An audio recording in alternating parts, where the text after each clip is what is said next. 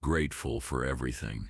The radical practice of gratitude that transforms even misfortune into gift, beyond ordinary gratitude. Everyone knows they should be grateful. We've heard it 1,000 times. Count your blessings. Appreciate what you have. Be thankful. The Stoics went far beyond this. They taught gratitude not just for the good things, but for everything, including the difficult, the painful, the unwanted. This is amor fati, love of fate. Not just acceptance of what happens, but active embrace of it. Epictetus taught, do not seek for things to happen the way you want them to. Rather wish that what happens happen the way it happens, then you will be happy.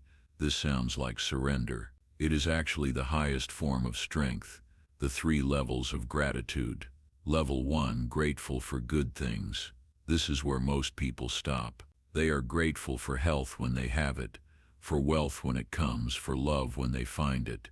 This level of gratitude is conditional. I am grateful when things go my way. It is also fragile. Remove the good thing, and gratitude disappears, replaced by complaint and despair. Level 2, grateful, despite difficulties. The next level is harder. Here you maintain gratitude for the good things even while difficulties are present. Your health fails, but you are grateful for the years of health you had. Your relationship ends, but you are grateful for the love you experienced. Your career stalls, but you are grateful for the opportunities you've had. This level requires discipline. It is possible through practice, but it is still not the deepest level.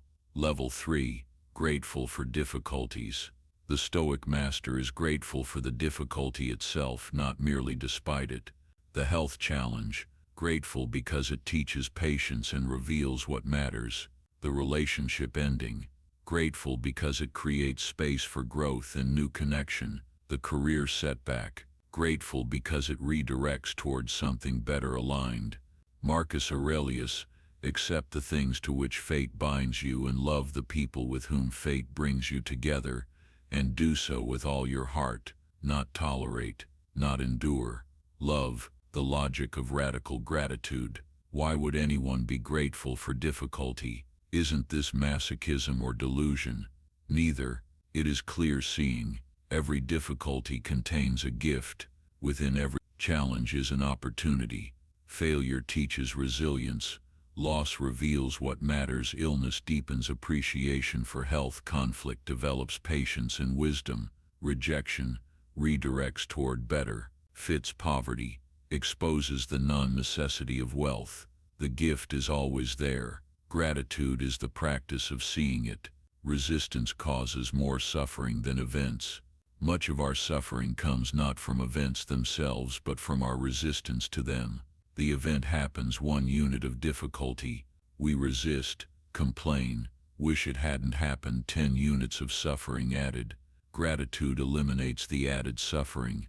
The event is still what it is, but our relationship to it transforms. Everything that happens belongs to the whole. The Stoics believed in a rational universe where everything fits together. From this view, what happens is what was supposed to happen, not in a cruel way.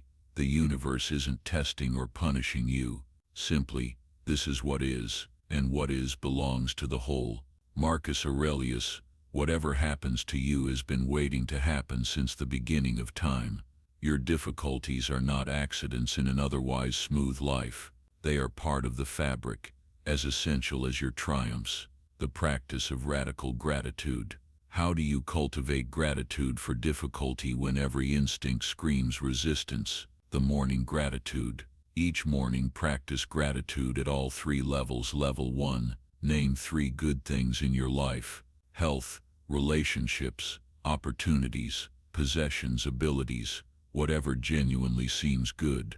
Level 2, name 3 difficulties you are currently facing. For each, find something to be grateful for despite the difficulty. Level 3, for each difficulty go deeper. What might you be grateful for about the difficulty itself? What is it teaching? What opportunity is it creating? What strength is it building? The reframe habit. Throughout the day, when difficulty arises, practice immediate reframing. 1. Notice the impulse to resist or complain. 2. Pause before acting on that impulse. 3. Ask what is the gift here. 4. Find at least one genuine answer. 5. Let gratitude replace resistance. This doesn't require you to feel happy about the difficulty. It requires you to find the gift within it. The evening gratitude. Each evening review the day through the lens of gratitude. What went well? Easy gratitude. What was difficult? Find gratitude anyway. What did I learn? This is the gift. How am I different than I was this morning? This is growth. The difficulty inventory. Periodically, review the major difficulties of your life, the failures, the losses, the betrayals, the disappointments, for each with the benefit of time and distance. Ask, what did this teach me? How did this shape me? What became possible because of this? Would I be who I am without it? Most people honestly reviewing their lives discover that their greatest growth came from their greatest difficulties. The gifts were hidden at the time but became visible later. The practice is to see the gifts now, not years later. Amor fati, love of fate. The ultimate expression of Stoic gratitude is amor fati, not just accepting your fate but loving it. This concept appears throughout Marcus Aurelius's writings. A blazing fire makes flame and brightness out of everything that is thrown into it. The fire doesn't resist what is thrown in. It transforms it into fuel for greater burning. You can be that fire. Every event, good, bad, indifferent, becomes fuel for your growth, material for your transformation. The Nietzsche connection. The philosopher Nietzsche, deeply influenced by the Stoics, articulated the ultimate test of amor fati. Could you will the eternal recurrence of your life?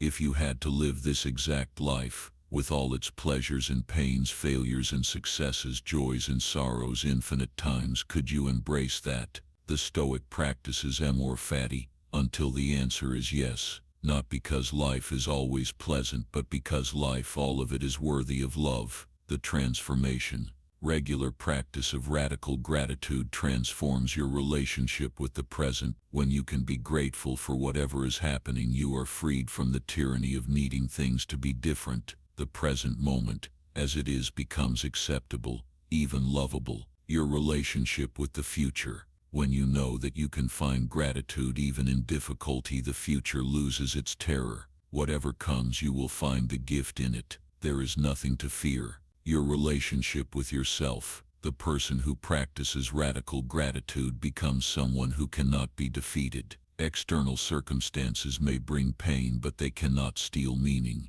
Every event becomes material for growth. Your relationship with others. When you are grateful for difficulty, you become less reactive to difficult people. They are part of your training. They are gifts in human form. The paradox. Here is the beautiful paradox. The more you practice gratitude for difficulty, the less difficulty you seem to experience. Not because life changes. Life remains as challenging as ever, but because your definition of difficulty changes. What once seemed unbearable now seems manageable. What once seemed like crisis now seems like curriculum. You haven't eliminated difficulty from your life. You have eliminated the suffering that comes from resisting it. And from this new place, grateful for all of it, you find a joy that circumstances cannot touch. Next steps. In our next lesson, we'll explore the 4 cardinal virtues of Stoicism: wisdom, courage, justice, and temperance, and how to cultivate them in daily life. He is a wise man who does not grieve for the things which he has not, but rejoices for those which he has. Epictetus.